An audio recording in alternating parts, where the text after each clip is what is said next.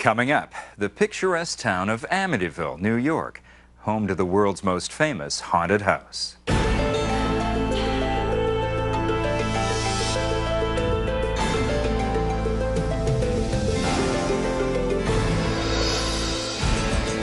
In Amityville, it was the day that lives in infamy when Ronald DeFeo took a high-powered rifle and took the lives of his parents, brothers, and sisters.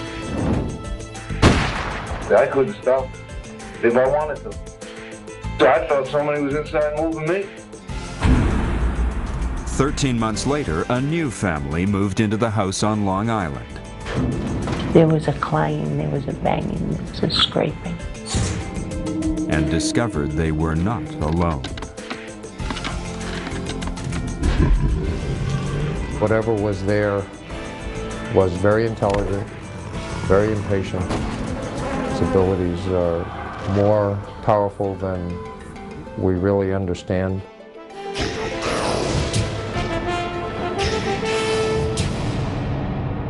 It was December of 1975 when George and Kathy Lutz crossed the threshold of their dream house on Ocean Avenue. 28 days later, they abandoned the home, terrified by a series of bizarre and mysterious incidents. What's the truth behind the so-called haunted house and the real-life horror story that inspired a best-selling book and a hit movie? Join us for Amityville, The Haunting. Amityville, a quaint village on the south shore of Long Island, about an hour's drive from the hustle and bustle of New York City. A seemingly ordinary American town whose name is derived from the Latin word for friend. Yet it is also a name that remains inextricably linked to a series of events that began with the brutal murder of an entire family and ended with another family's nightmare. The story became known to the world as the Amityville Horror, but it's a story that the people of this closed-door community would just as soon forget. All that publicity and the movies I thought were ridiculous too, and I just didn't believe it. I guess I don't believe the supernatural. It's the drunk kids that come back looking for a thrill night. They have nothing to do, so let's go to Amityville and find the house. Long before gaining notoriety for its house of horrors, Amityville was a community rich in history. Will Rogers lived here. Annie Oakley was here. Goddard, the great space flight engineer, shot off the first rocket here. Even George Washington spent a day here supping, as he said in his diary, as he completed his tour of Long Island. But for nearly 3 decades, a certain house on Ocean Avenue has attracted more attention than any other landmark and cast an ominous shadow over this otherwise idyllic coastal village. This modern-day horror story has its origins in the history of Amityville and Ocean Avenue itself, a history that dates back to the region's earliest settlers, the Montaukett Indians. According to legend, the Indians once believed the land now known as Ocean Avenue to be a power spot, perhaps even an area infested by demons. Tribal enemies, or those said to be possessed by evil spirits, were left to die on this land and then buried face down, cursed to stare for all eternity into the dark abode their spirit was sent to join. Montaukets believe there is good and there is evil. The spirit is very movable and it can come and go and do a lot of things. Jay Anson's The Amityville Horror documents another legend about the Ocean Avenue property, one dating back to the Salem witch trials of the late 1600s. According to this account, a man named John Ketchum, after being forced out of Massachusetts for practicing witchcraft, set up residence on or near the spot of Amityville's famed House of Horrors. It is said that Ketchum continued his alleged devil worship until his death, and that his body may be buried somewhere on the property. Early deeds do suggest that Ketchum may have existed, but whether he fled from Salem or ever practiced witchcraft on the land cannot be verified. We were never able to physically connect the Ketchums who were burned at the stake in Salem, Massachusetts.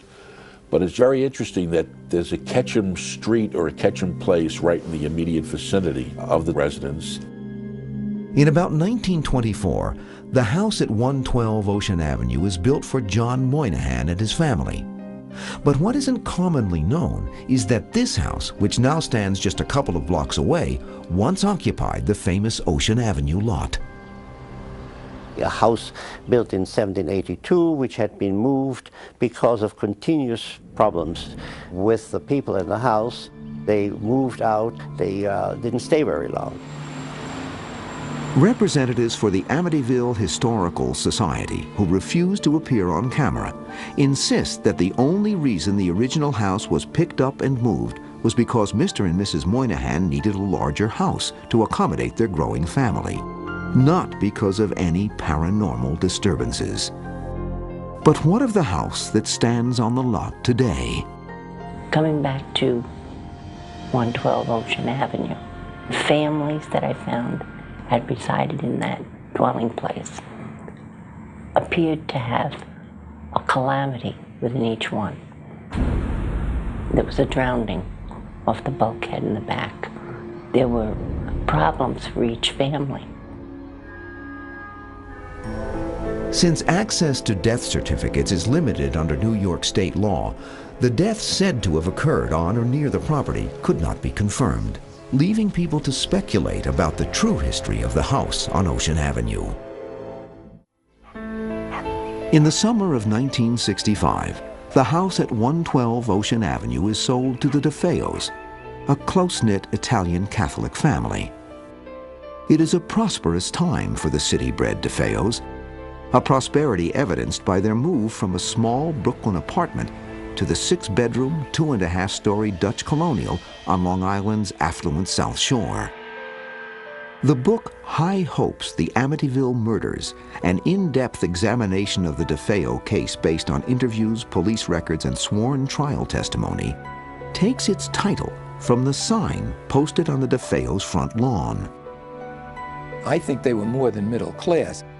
And I'm sure when they moved from Brooklyn, when they bought that house, that they had high hopes. The DeFeos have 5 children: John Matthew, Mark, Allison, Dawn, and their eldest son, Ronald Jr., better known as Ronnie or Butch. Ronnie had a close relationship with his mother. His relationship with his father was a love-hate relationship. Mr. DeFeo's way of showing love to his children, especially his eldest son, Ronnie, is by spoiling them with money and material things. It would be nothing for his father to give him, $1,000 for him to spend. He never really had to work. He had a lot of jobs that he lost. He wound up working in a car agency for the father, but he didn't have to. I think they thought that money would make the difference. Look how wonderful our life is. But it's not very wonderful.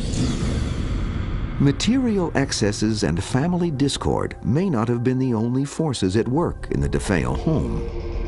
From the very beginning, Ronald DeFeo Jr. senses that he is not alone in the house. Well, when I first moved in, you start hearing noises and different things at night. Noise, like you thought somebody might have been walking around, pipes banging. Oh, they were always screaming. Somebody's in the house, ghost, all. Once in a while you'd hear screaming, but there wasn't nobody screaming. According to trial testimony, by 1973, the incidents of violence and abuse within the family begin to escalate. Ronnie's mother was downstairs doing laundry, but the kids were making a tremendous fuss. And she was yelling at the kids were yelling, and the father kept yelling at her to shut up. He wanted to eat his meal in peace. And she comes up the stairs with a basket of laundry, and the father walks over to the stairs and punches her in the face. She falls down the stairs. He closes the door and he says, "Now we'll have some peace. We can eat in peace."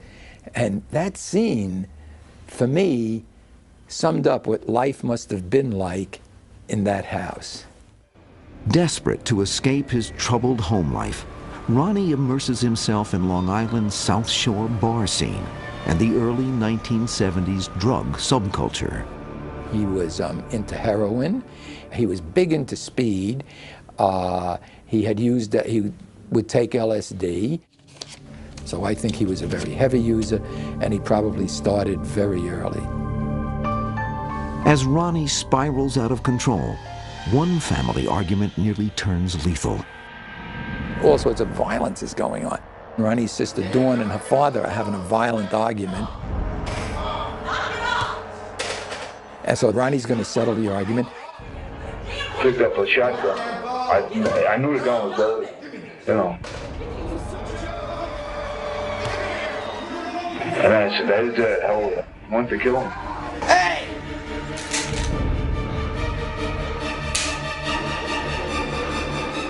The gun didn't go off.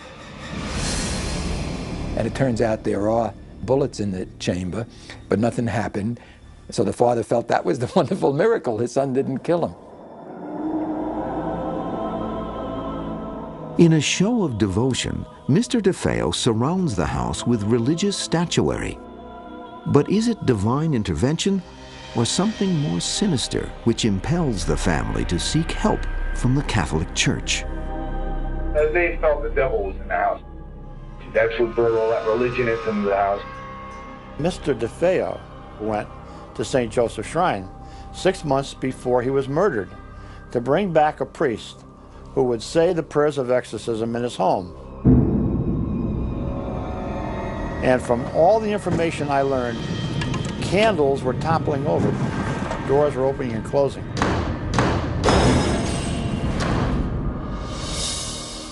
A letter from St. Joseph's Oratory in Montreal, Canada, states that they have no official record of this incident. When people asked Mr. DeFeo why he had all these special holy statues around his home, he said, "It's because I have a devil on my back." But was Mr. DeFeo referring to the devil incarnate or to his deeply troubled son? Maybe it was fear. Maybe it's that, is it possible that down deep they all loved each other? Or that it's something he didn't want to face, that his son could be capable of murder. Whatever the source of their fear, the DeFeos seem to have an uncanny awareness of the terrible fate soon to befall them. Lynn Nanowitz, the housekeeper to the DeFeo family, stated to me on several occasions during the trial that Mrs. DeFeo told her that there was going to be a terrible tragedy occurring to her family. Desperate to escape his tumultuous home life, Ronnie moves out of the house on several occasions. I started getting cold and vicious inside. No, it seemed to be the whole problem was originated and ended in that house. The problem was that Mr. DeFeo used all his resources, all his connections, to go out searching for his son each time and dragged him back to the home. This was just helping the volcano become more violent within Ronnie. By the early days of November 1974, tensions in the household reach a breaking point. Just days before the murders, he and his father had an argument where his father referred to him as a devil. It came close to blows. Ronnie stormed out.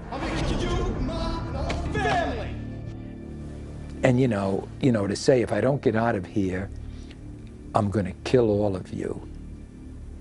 And he did. November 13th, 1974. While his family sleeps, 23-year-old Ronald DeFeo Jr. sits in a darkened room watching television. The television program he was watching was an army movie called Castle Keep. And in this picture, the last 15 to 20 minutes is complete destruction of the American and German troops. Ronnie said that during this movie, he heard his family members whispering, and he thought or believed that they were conspiring to kill him. At or about the end of the movie, he said that a person with black hands appeared and gave him the rifle. And he went ahead and he proceeded to shoot each member of his family. No, I shot my father first, then I crossed over onto my mother. After that, I tell you honestly, I couldn't stop if I wanted to. I couldn't put the gun down. So I felt somebody was inside moving me. He went into another room and shot his two younger brothers. Then he went in and shot his younger sister. And then he went upstairs and shot his older sister, Dawn. When it is over, 6 members of the DeFeo family, Ronald Sr., his wife Louise, daughters Dawn, 18, and Allison, 13, and sons Mark, 11, and John Matthew, 9, lie slaughtered in their beds. The following evening, Ronnie himself reports the murders. Citing his family's alleged mafia connections, Ronnie is taken into protective custody. Within hours, however, he confesses. News of the tragedy spreads quickly, leaving friends, family, and the entire community devastated. There was enormous shock. I think it's still one of the things for which Long Island remains infamous. At DeFeo's trial 1 year later, defense attorney William Weber tries to prove that his client was legally insane at the time he committed the murders and therefore not responsible for his actions. Ultimately, the jury finds him sane and guilty on all 6 counts of second-degree murder. Yet even as Ronald DeFeo Jr. serves 6 consecutive 25-year-to-life prison terms, several troubling mysteries about the murders remain. To this day, no one is certain how Ronald DeFeo Jr. killed his parents, 2 brothers, and 2 sisters, and nobody heard a thing, how none of them even woke up. Maybe they were drugged. No, that proved not to be true. The next theory was that, well, he had a silencer on it. That theory didn't hold water. There would be some fragments of the silencer that would have been left on the crime scene. Except for the DeFeo's dog barking, nobody heard a thing. Well, how do 6 people get killed and there are no gunshots? One possible explanation is offered by parapsychologist Hans Holzer. When there is a strong psychic field, sound will be inhibited. We know this from other cases because the electromagnetic field, which is representative of an entity of this kind, does interfere with the perception of sound, and sound was not heard. Others believe that the position of the 6 bodies bears an eerie similarity to the local Indian legend, which holds that tribal enemies were buried face down. An Indian curse, some say, may have driven Ronald DeFeo Jr. to murder. Young DeFeo had always been very high-strung and certainly given to psychic ability. And it is not inconceivable that the influence in the house were manifested gradually through him. I think the entity tried to get him out of the house because the house was on sacred ground. Town officials and the local Indians themselves dispute any notion of curses or sacred burial grounds. Yet no matter what questions remain, the village of Amityville will be forever linked with these tragic murders.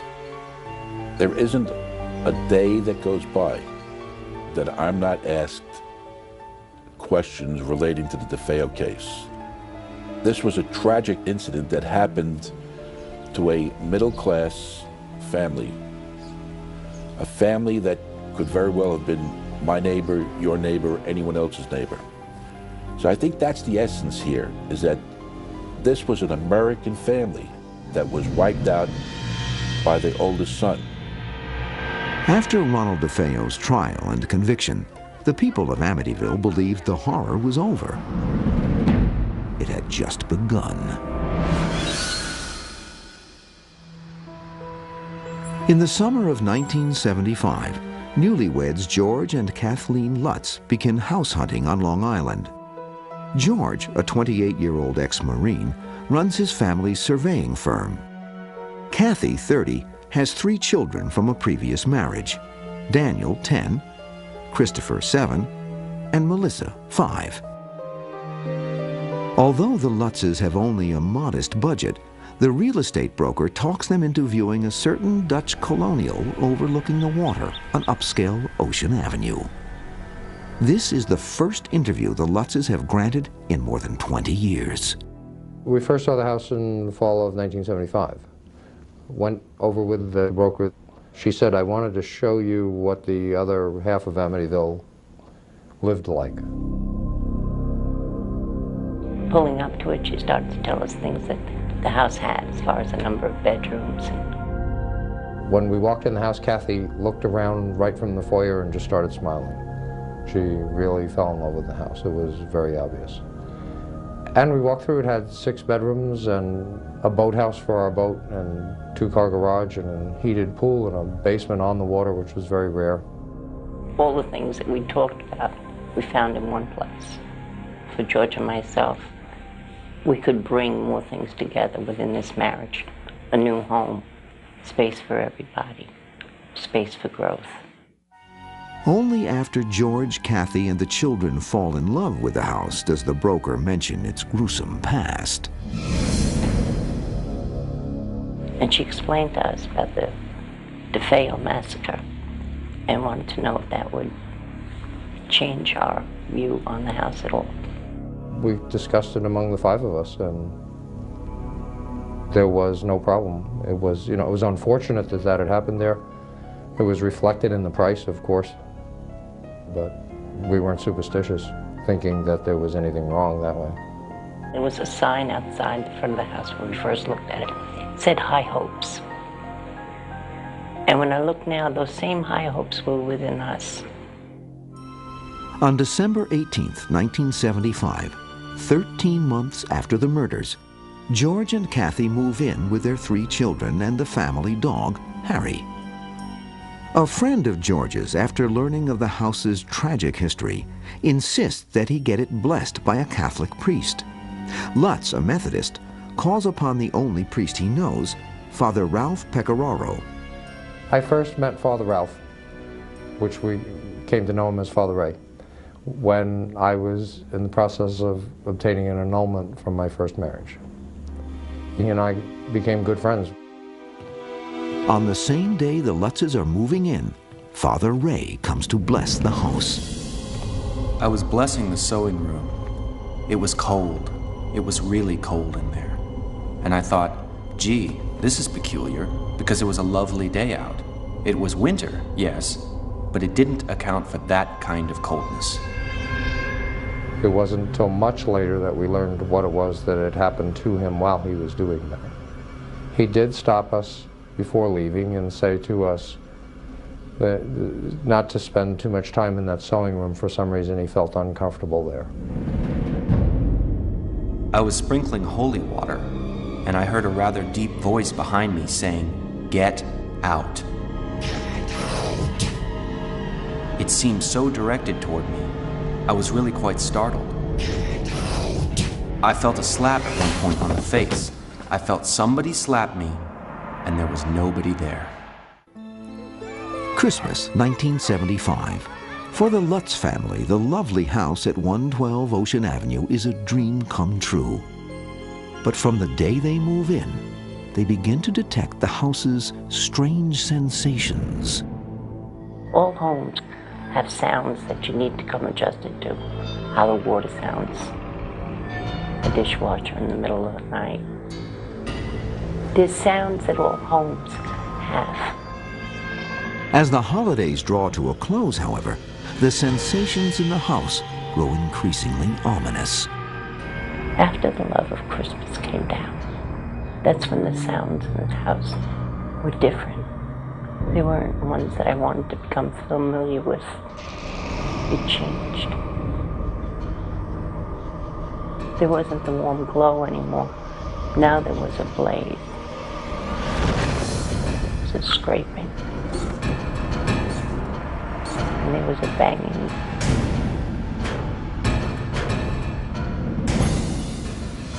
The children who had been anticipating a holiday were now anticipating different things that brought a fear onto their face. We each saw things so drastically different than the person right next to us that it was very hard for us to communicate even as a family. When I look back, sometimes I describe it like a three-ring circus, each one being in their own room or their own area of the house, experiencing for themselves something different than what the other person was. George is attacked by a sensation of intense cold. He compulsively builds fires in the living room fireplace, but he can never get warm enough. He became obsessed with how much firewood there was, and then would there be enough to keep burning, that he would be continually going about the fireplace, checking the fire.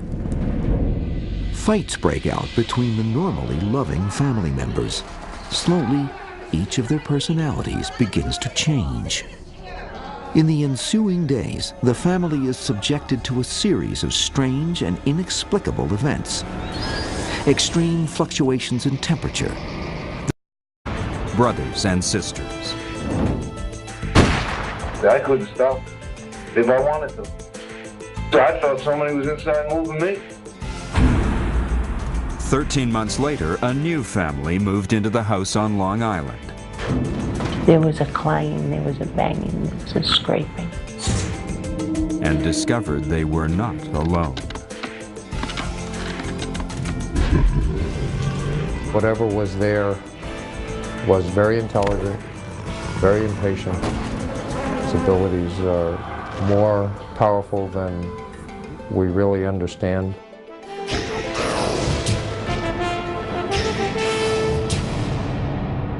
It was December of 1975 when George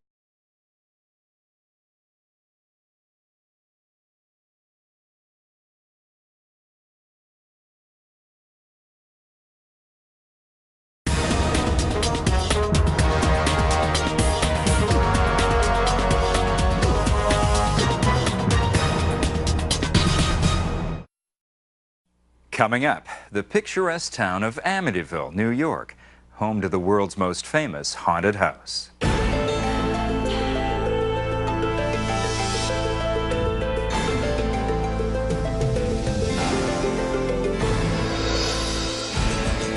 In Amityville, it was the day that lives in infamy when Ronald DeFeo took a high-powered rifle and took the lives of his parents.